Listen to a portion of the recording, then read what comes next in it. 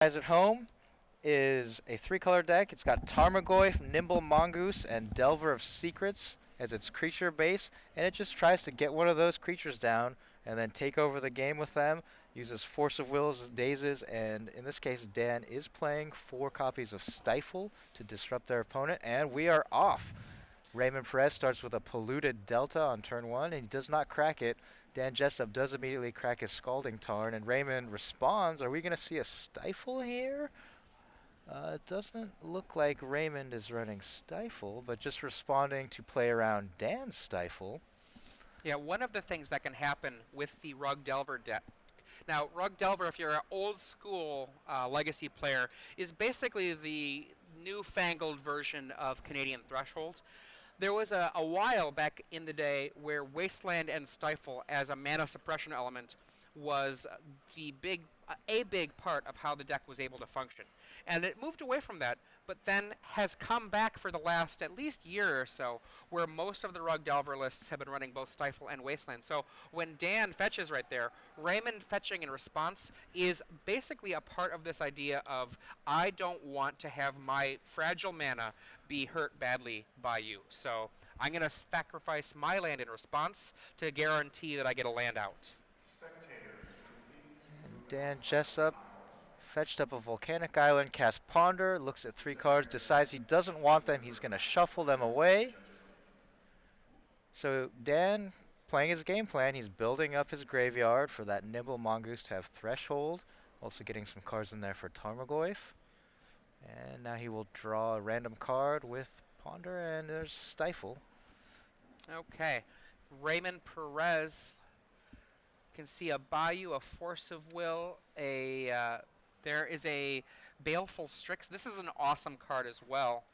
Baleful Strix, you can see get dazed there by Dan Jessup, but Baleful Strix, flying Death Touch 1/1. When it comes into play, draw 1 card. It's a very good card. Very innocuous card, and it might be surprising in a format like Legacy for that card to see play, and in this case get enough respect to be dazed. But it just, all of those abilities add up, and it can become a real problem. That Death Touch, will block a Tarmogoyf, trade with a Tarmogoyf, trades with Delver of Secrets, and it cantrips. So Dan Jessup using a card to trade for it now rather than having to trade a creature for it later and having to deal with the extra card that's drawn. And Cosgrove_C on Twitter mentions, woohoo, go, at Ray Future Pro. That's Raymond Perez's Twitter handle. That's at Ray Future Pro. He's already got a little bit of a following for himself because of his excellent Pro Tour finish. You can see a third land here facing off against Dan Jessup's only a single solitary land. Yeah, he set himself back with the Daze, returning the island to his hand. He pondered again. And now he's going to go for a Brainstorm. Brainstorm's here in the main phase with a Scalding Tarn available to sacrifice. If you're just joining us, I'm Adrian Sullivan here with Ricky Hayashi, and this is the StarCityGames.com Open Series featuring the Invitational. We are in Indianapolis, Indiana. This is in the Indianapolis Convention Center. On the right, Raymond Perez, just off screen with Shardless Bug. On the left, pardon. On the right, Dan Jessup with Rug Delver. Both of these players are playing in round 1 of this event. There are several players who have buys at this event, and so that's something that you can earn with a sufficient number of StarCityGames.com Open Series finishes. Indeed, up to 2 buys. In this case, they would be buys in the Legacy rounds, but to make up for that, the top 8 of this tournament, which is played on Sunday, is going to be Legacy. So you can't just punt the Legacy part if you want to win this. And here we go. Now Dan is fetching up his second land. So he brainstormed, didn't like what he saw, and actually he is fetching in response to Raymond fetching, and he's going to get some value out of that Stifle.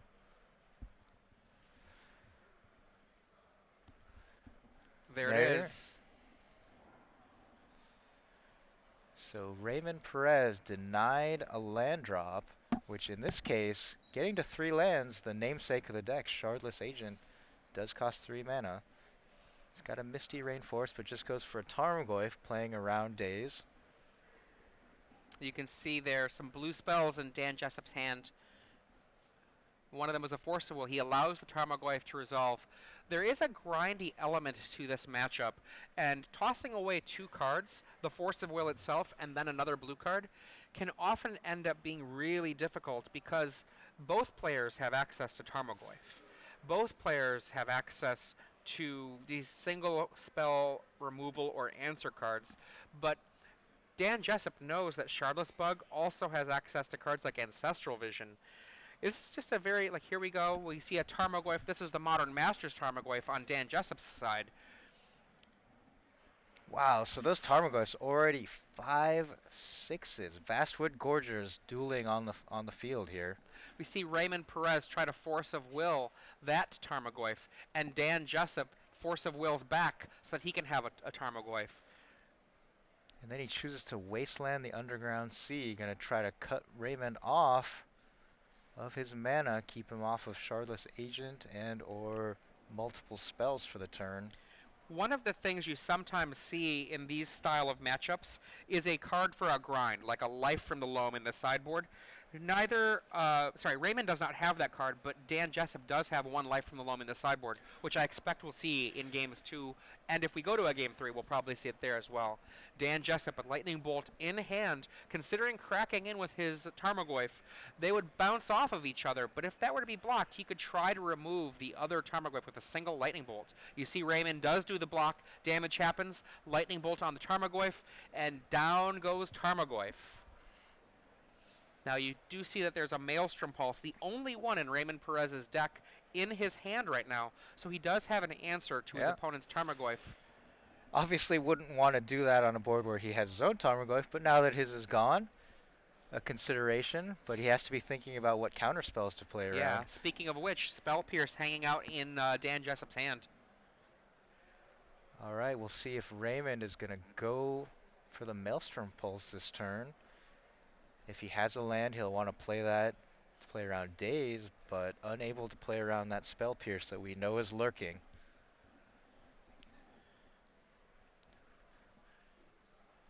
And I just looked it up real quick. Raymond Perez did write about his Pro Tour experience. He finished in 11th place. You can go to brainstormbrewery.com and check out Raymond Perez's report. Okay, we see in his hand, cast that Maelstrom Pulse we talked about earlier. Force of Will and Jace in hand. Is this worth his fight?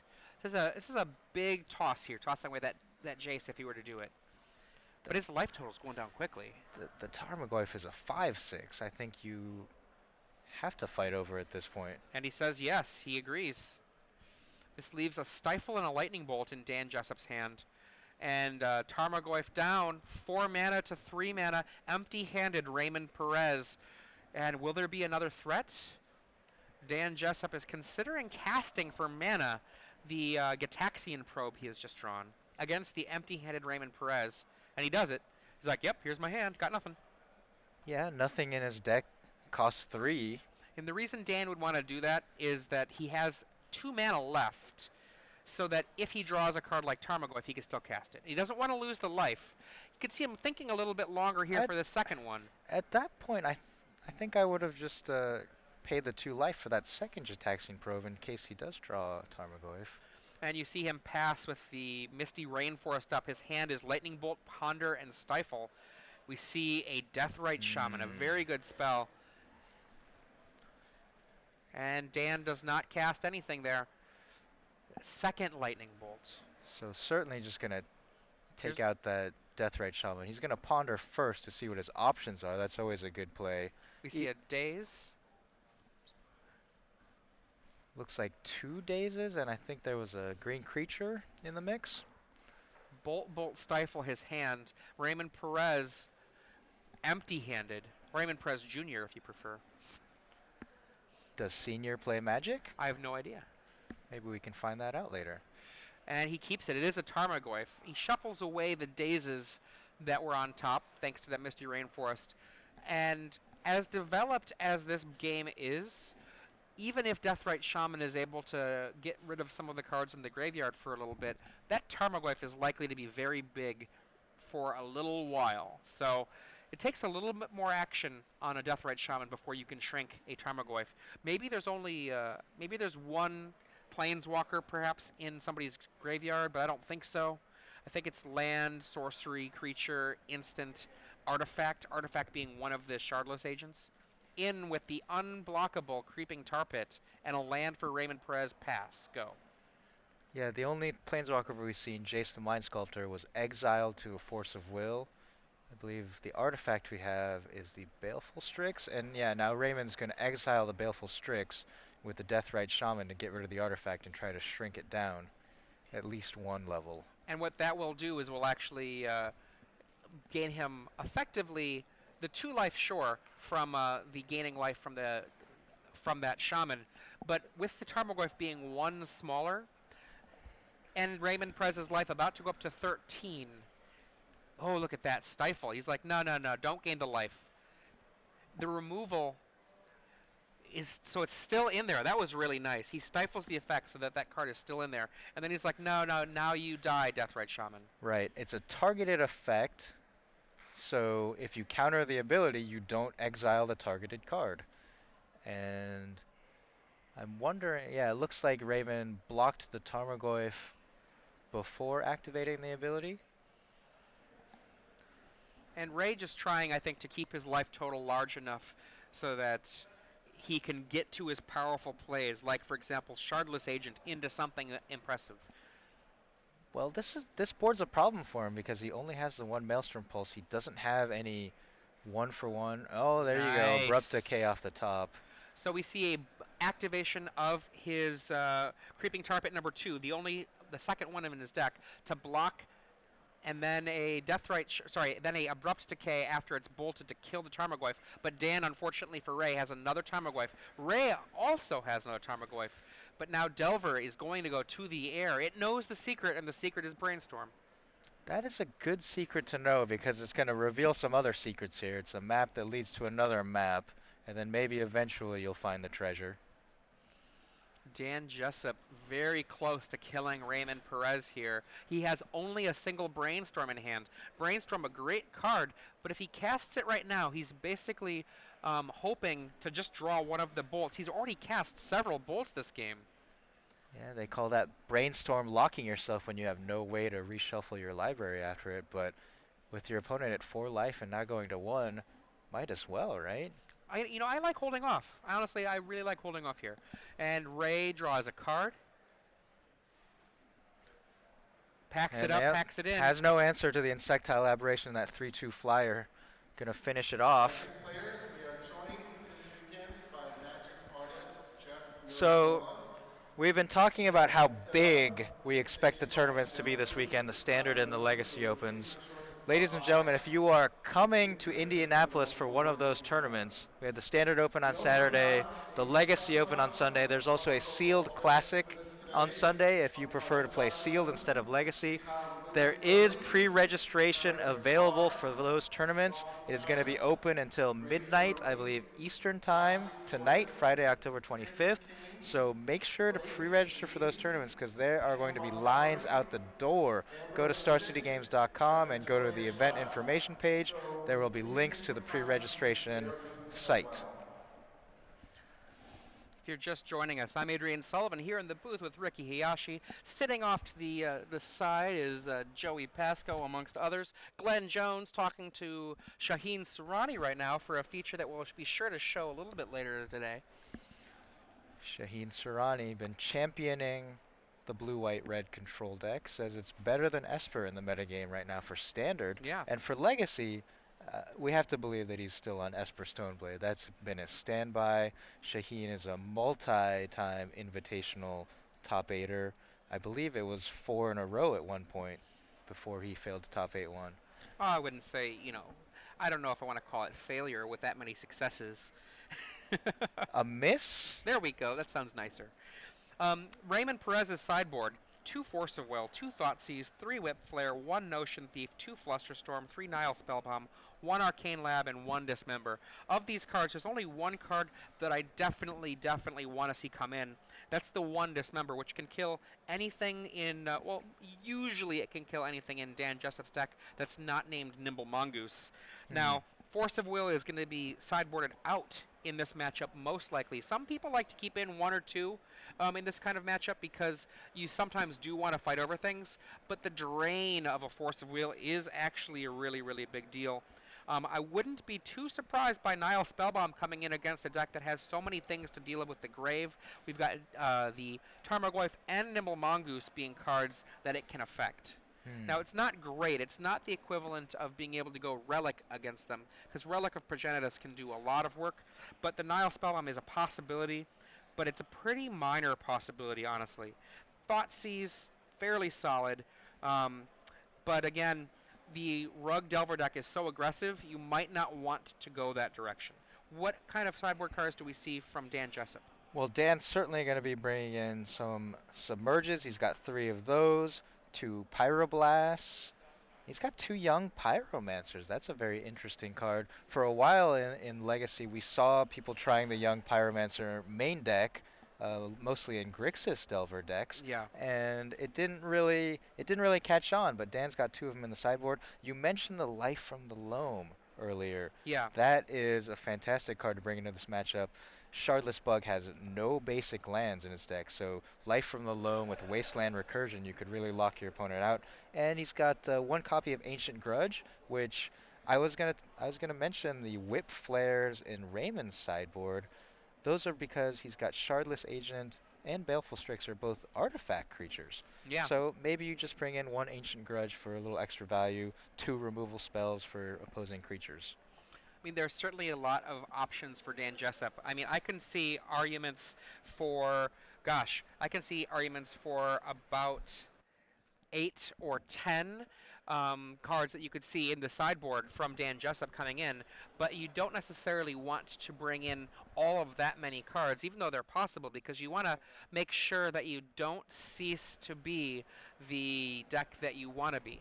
This is a lesson that I think a lot of people first learned at, I want to say, Pro Tour Tokyo in around maybe 2002 or 3, the Affinity Pro Tour, where a lot of players, including very big name players like, say, Zvi Mauschwitz, ended up playing too many sideboard cards and learning that the hard sideboarding of extra cards that you don't need, it gave you a lot of weapons, but you ceased to be the deck that you were. So even though there are, maybe 7 or 8 or even 9 cards in Dan Jessup's sideboard, he's got to be careful about not bringing too many of them in. He wants to be the deck that can absolutely, put down a clock and back it up. So it's very possible he might just bring in 5 or 6 cards, even though other cards might have a use, just keeping it simple. Keep it simple, says Adrian Sullivan. Yeah, of course I believe in keeping it simple. Too many decision trees and Legacy for me. And this matchup, really, it's hard to say who's really favored because it seems so grindy that often it's really the play that determines who's going to win rather than the decks itself.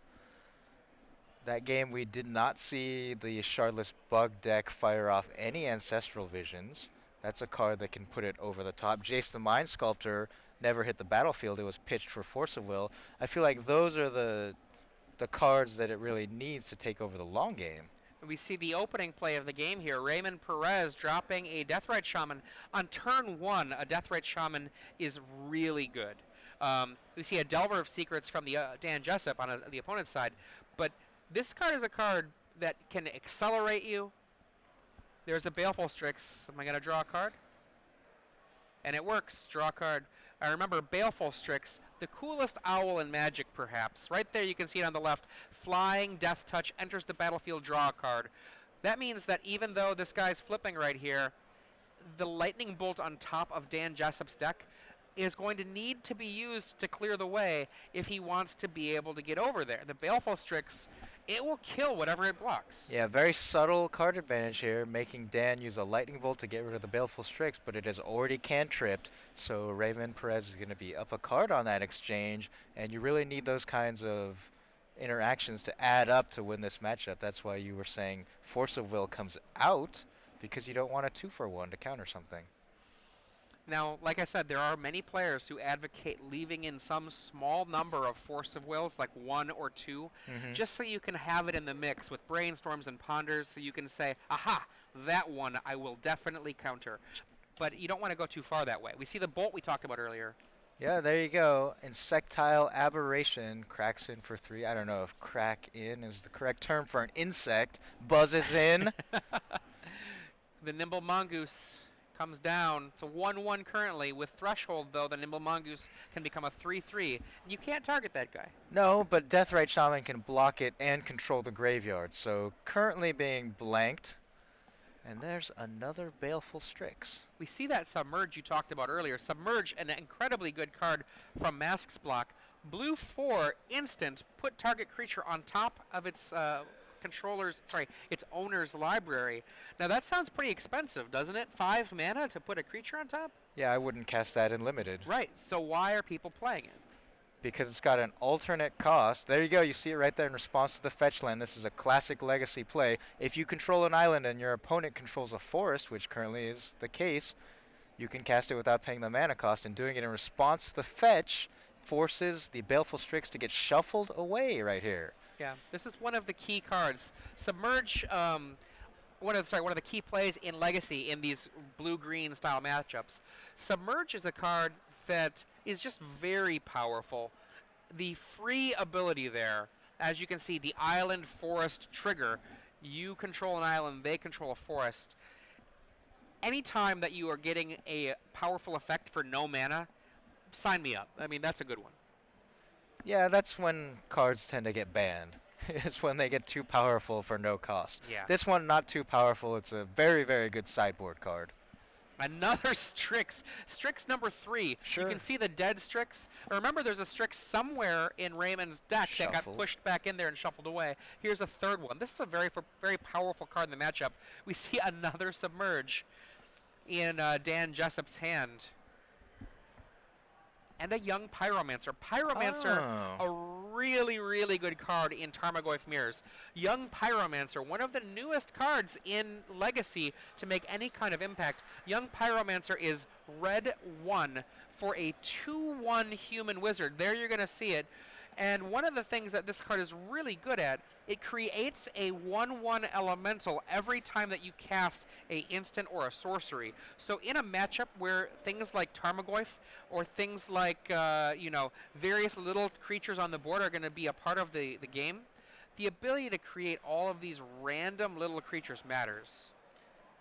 2 mana, Whip Flare. Oh. Ouch. You can see that Deathrite Shaman tapped to remove a Misty Rainforest to make the other mana. If this spell resolves, Deathrite Shaman will die. But so will everybody but the Baleful Strix. Yeah, that non-artifact creature. As I was saying earlier, Baleful Strix and Shardless Agent, 2 of the key cards in this Shardless bug deck, are artifacts. And he manages to take out that Nimble Mongoose before it's a 3/3, so clears the board and now loads up with a Tarmogoyf. In for 1, a big 1 damage. Don't see that too often, Baleful Strix attacking for 1, but it's got a power. Get every damage in you can. That's going to matter. 5/6 Tarmogoyf. He's no slouch.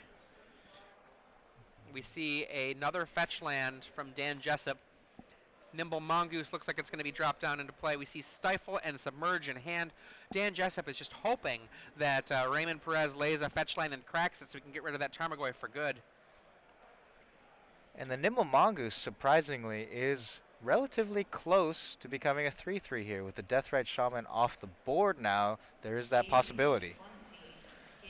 Another Tarmogoyf. Ouch. You see Dan Jessup give it a thumbs up, but he can't be happy about it. And Ray Perez circles the card around a little bit. Also, I'm putting a Deathrite Shaman into play. Dan is in trouble here. Are there any cards that can save him? I mean, I think the only thing he can do is drop a young Pyromancer and then just start casting a ton of spells. Yeah, and needs at least a Tarmogoyf to block one of them. But he doesn't find one, so this turn probably going to have to block with a Nimble Mongoose here. You can see that Submerged put to the front of his hand. He might be having to throw off a Desperation Submerge. That's not exciting. No. No, you really want to use it in response to some kind of fetch effect so that you can get rid of the creature permanently. In this case, he's just going to put it back on top and delaying the inevitable. So he can afford to take the damage from the rest of the creatures, but he's still facing down a Tarmogoyf and a Baleful Strix and another Tarmogoyf on top of the library. 2 Nimble Mongooses. It's 1, 2, 3, 4, 5, 6. I mean, he's very close to being able to make it there, but look at that. Yep. Deathrite Shaman starting to do some work, and that knocks one further card deeper in so that he is not at that threshold level. Yeah, and he's got 2 reactive spells in his hand, Stifle and Spell Pierce. And he's like, you know what, this game's all done. Because the thing about that turn where he was at, there was the Tarmogoyf in play that he'd have to double block in order to be able to try to kill. But I couldn't count whether he had 5 cards in his graveyard. I believe he had 6, then 5 after the Deathrite activation. He has to actually, if he fetches with his land, he only has 6, so he doesn't have threshold, and then 2 reactive cards. His opponent has to actually do something for him to be able to have the number of cards necessary to kill the Tarmogoyf. But let's pretend all of that happens, just for the sake of argument. Well, then there's still a Deathrite Shaman in play, and he's at 4 life, and he's almost dead just to that. He realizes he can't do it. He can't actually survive all of the angles, so he scoops it up, and we go to game 3. Yeah, and there was the second Tarmogoyf that was going to get recast that turn. So I believe he could have cracked his own fetch land, then stifled it to get to threshold, but even then he's trading a Nimble Mongoose for a Tarmogoyf. Can't deal with the rest of the crew. Just really had no hope in that last turn, one way or the other. And if you're just joining us, I'm Adrian Sullivan here with Ricky Hayashi. And make sure that you're joining us on Twitter at SCG Live and join the conversation at hashtag SCGINVI. And interestingly, right now the people that have talked about the SCGINVI tag are all people that have gotten beginning the tournament losses. And so condolences to the 4 of you who have talked about your round 1 losses. Hopefully you'll turn that around. And one of those losses, Chris Marshall at Topher Marsh, saying he lost versus Meat Hooks, the sliver deck that I mentioned. So there is a sliver deck out there. Let us know on Twitter if you want to see the sliver deck later on. If it keeps on winning, maybe we'll put it on camera. Everyone loves slivers. All right, so shuffling up for game number 3. This is round 1 of the Invitational here in Indianapolis, Indiana. If you're looking at there on the left, we've got Raymond Perez with Shardless Bug. And on the right, Dan Jessup with Rug Delver. Now, this matchup in some ways represents kind of 2 extremes of the Tarmogoyf style deck lists. The Shardless Bug deck runs 4 Tarmogoyf. The Rug Delver runs 4 Tarmogoyf. But the Shardless Bug is very much more of a controlling deck, and the Rug Delver is very much kind of the quintessential aggro control deck, which is to say it puts down a quick clock and then disrupts you with cards that waste your time afterwards. And when I say cards that waste your time, there's a radical difference between countering a spell and thought seizing the spell. If I thought seize one of your cards, you can do something else on your turn. Yeah. If I counterspell your card, You're eating the turn. You did it, and so it's the turn is eaten up. Tarmogoyf style from Adrian Sullivan. Now I'm just imagining like, Tarmo style. Oh God. I'm so 6 months ago, I know. Yeah. The new thing is the fox, right? I've watched it once, but I don't recall ding-a-ling-a-ling. It goes the fox, was that it? I couldn't tell you. I couldn't make it through the video. Gotta keep up with the kids, Oh, Adrian. No, I watched it and I just couldn't finish it. Okay, well, we're gonna finish this match momentarily. We're heading into game number 3, the decider here in round 1 of the Invitational. 4 rounds of Legacy, 4 rounds of Standard today. And Dan Jessup opens with Delver of Secrets. And Raymond Perez, Deathrite Shaman. So this is... Oh, there's a Daze on the Deathrite Shaman. And little Delver gets in for 1. Now, the Delver does not yet know the secret. There's a perfectly good example there. We saw Ray's turn basically used up with that Daze. But it kind of used up Dan's next turn. They used up a little bit of it. One of the things that Rug Delver has done is it works very effectively on 1 or even 2 mana. Yeah. Sorry, I should say 2 or even 1 mana would be a better way to put that. And Delver of Secrets continues to not transform. So Jeff Goldblum attacks for 1. I think it's Vincent Price. Now, yeah, I made that reference a couple of weeks ago with Shaheen, and he had he actually had not seen either version of the fly. We see a second Deathrite Shaman. I was actually going to make that reference myself, but I wasn't sure if you'd get it. Oh, of course I get it. Deathrite Shaman number 2 comes down, but it is bolted. And Dan Jessup, does he know the secret? He does not know the secret. There's another Delver. That was a pretty quick draw there. Second Delver. Raymond Perez, remember, really tore up the board earlier with a Whip Flare. And Yeah. Dan Jessup is in a position where a Whip Flare could get him. There are no red spells in Raymond's hand right now, though. Whip Flare, Maelstrom Pulse might also do it here. We see a third land, and the Baleful Strix, there it comes down. We've seen it a few times, the best owl in Magic. Some people might claim other owls are better, but I think that's the best owl. Now, do you mean the best card, like Magic card owl? Or do you mean the best art? I mean, it's pretty fantastic art by Nils Hamm. I think it is really, really great art. And, you know, it might not actually be an owl, but it looks pretty owly to me. It's a bird, and it looks like an owl. Well, so birds are owls. Yeah, we'll go with that. And the owl trades for one of the Delvers there. And Raymond Perez brainstorms. We'll see if he is going to brainstorm lock himself. No, he has found at least a Verdant Catacombs, so he can get rid of 2 cards. And now, really, Dan has been stuck on the one land, the Volcanic Island, this whole game. Finally flips a Delver of Secrets, Adrian, off of a Ponder.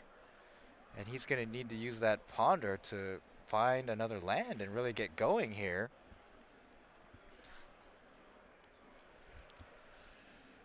Four land versus a solitary volcanic.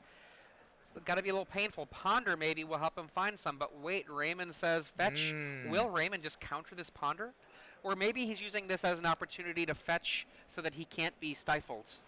Yeah, that's always a consideration. I don't think he has the ability to cast a Spell Pierce. Yeah, I don't see any Spell Pierces on his list, so it looks like he's just playing around the Stifle. Dan ponders. He finds some lands, so he will now be able to start playing some lands. Unfortunately for him, all this time he's only gotten Raymond to 16 life because those Delvers did not flip until this very most recent turn, and it was immediately Abrupticade, so has not been able to do much damage. Behind on the board, Dan's in a tough spot here. He's thinking, he's pondering, literally and figuratively, and now draws his cards, the Scalding Tarn, passes the turn. Untapping here with 4 land. Now Andrew Hayes is going to counter your assertion on Twitter at ACHayes3192, says, better than Ebony Owl Netsuke. Do you remember this card, Adrian? I do remember Ebony Owl Netsuke, but definitely better than Ebony Owl. That was the Owling Mine deck yeah, that the Ruel brothers put on the map maybe at around 2008. Pro Tour Honolulu, right? I believe so, yes. Yeah. And we see our first appearance of a Shardless Agent, I believe. In this entire match, this deck is called Shardless Bug, but we have not seen a Shardless Agent until this moment. Robot James Bond. But Dan is going to stifle the Cascade effect, so Charlotte's Agent is a 3-mana 2/2 artifact creature, but it cascades, so you can cast something for free off the top of your library. Dan doesn't want to see that. He definitely doesn't want to see something like Ancestral Vision off that cascade. And you know, if you think about what that means, that Dan threw away a card, and there's still a Shardless Agent in play. So I mean, he got an effect by using his Stifle there. He got value out of it. Yeah. But it's not like the Shardless Agent did not do what it wanted to do. It got Raymond up yet another card. It's one of the better things to stifle, though, because it does represent a full spell. Oh, absolutely. There would be some blanks that Raymond could flip, like Abrupt Decay on this board or some other removal spell, but really, you do. That was a pretty good stifle there. Oh, yeah. I'm just saying that the Shardless Agent still got value, even though it did not actually do its effect, because Dan lost a card. Leaving behind a Grey Ogre, but quickly outclassed by Dan's Tarmogoyf. And news from the floor, if you're following hashtag SCGINVI, Cedric Phillips has won his first round. So if you're a Cedric Phillips fan, you can give a brief cheer for Goblins from Cedric defeating Merfolk. On screen, though, you can see a Tarmogoyf from Dan Jessup facing against a Shardless Agent from Raymond Perez. These two players trying to win their first round. Tarmogoyf a 5/6. Vastwood Gorger on the field, and now it gets Abrupt Decayed. You cannot Abrupt Decay a Vastwood Gorger, but you can certainly do so to a 5/6 Tarmogoyf. If I saw a Vastwood Gorger in play in Legacy, I would be cheering. Me too. Well, I mean, if I was playing against it anyway. Another Tarmogoyf. You killed the first one, I've got another one. Some hand gestures going on here. I wonder what they're trying to figure out. Just going to pass the turn. And now that Whip Flare, not quite so good in this situation. We saw in game number 2, Raymond cast it and ate 3 creatures. You can see Raymond trying to contemplate what his options are for this turn. His hand, I think, is a Brainstorm and a Whip Flare. Yeah, Brainstorm and a Whip Flare. He's going to do the main phase Brainstorm, which is the best kind of Brainstorm, as all Brainstorm aficionados know. Well, this is a tough spot because he's only got a 2/2. He's got a Creeping Tar Pit, but that's only a 3/2. So he cannot even double block and trade with the Tarmogoyf. Puts a Whip Flare back, and another card I couldn't see. We see a Wasteland and a Ancestral Visions. And this is going to be tough. So now he attacks with his Creeping Tar Pit for 3. He's going to suspend the Ancestral Vision, but is Brainstorm locked for the next 2 turns. Cannot escape his next 2 draw steps, which are blanks for this Tarmogoyf. And Wasteland on the red source. If you don't know Ancestral Vision, awesome card, suspends for a blue, has no casting cost, and it has suspend 4. Once the suspend is done, then you get an Ancestral Recall. Ooh. Target player draws 3 cards. Now there's no casting cost up there. That's not a 0. But if you use a Cascade card like Bloodbraid Elf or Shardless Agent and you hit this, that's part of the combo of this deck to be able to get free draw 3 cards off of your Shardless Agent. Using Brainstorm to set up that interaction most of the time. Dan casts a Brainstorm of his own. And we'll see if he's able to shuffle. Yes, he's got a Scalding Tarn. So Dan's gotten maximum effect out of his Brainstorm. Raymond Perez is Brainstorm locked for his next 2 draw steps. Whip Flare plus unknown card, but not a card that can shuffle his library. Now, if you don't know what Brainstorm Locked means, with Brainstorm you draw 3 cards and then put 2 cards back. Brainstorm Locked is when you put 2 cards back with no way to shuffle them or get rid of them, so the next 2 cards are the 2 cards you didn't want anyway. Didn't want them, but they're going to come back to haunt you next turn and the turn after that. Ooh, that was pretty gross, actually. We see Submerge, Young Pyromancer. That's pretty awesome. Those cards, yeah, that's a good combo there because you can cast your Young Pyromancer and then the Submerges are free.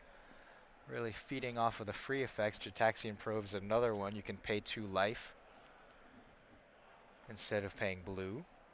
Here we go, Tarmogoyf. Now Tarmogoyf cracks, right? Sure. It crackles almost. Crackling for 5. You Takes can, a third of Ray's life. you can see the Stifle in Dan Jessup's hand. One of the things that's Oof. really amazing about Stifle is that once the Ancestral Vision actually gets down to the point where the last suspend counter is off of it, and then you have a triggered moment. That triggered moment where the Stifle can actually stop the card from being cast off of the suspend, and it's just gone for good. It looks like Raymond actually missed his first trigger there for Ancestral Vision. I don't know that it's going to matter, but Yeah. that's a mistake. He drew his card, then he fiddled with the die, and there was some discussion, and the die stayed at 4. At the end of the turn, we see a Submerge. That's a very huge play right now. In comes the Tarmogoyf. Down to 5. I think Ray is basically without any options here at this point. Down to 3. Shardless Agent hanging out. Remember, there's a Submerge in the mix here for Dan Jessup.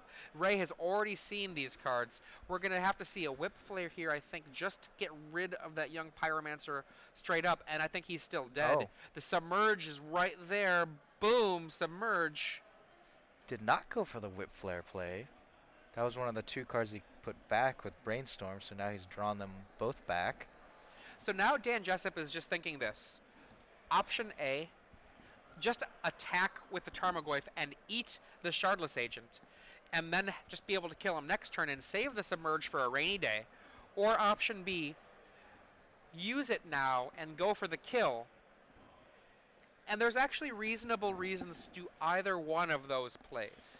Yeah, right now, what he really doesn't want is for Ray to draw something like an Abrupt Decay, but putting the Shardless Agent back on top, when it gets recast, you could cascade into Abrupt Decay, so that's probably actually worse. It's dangerous. It's depending very on dangerous.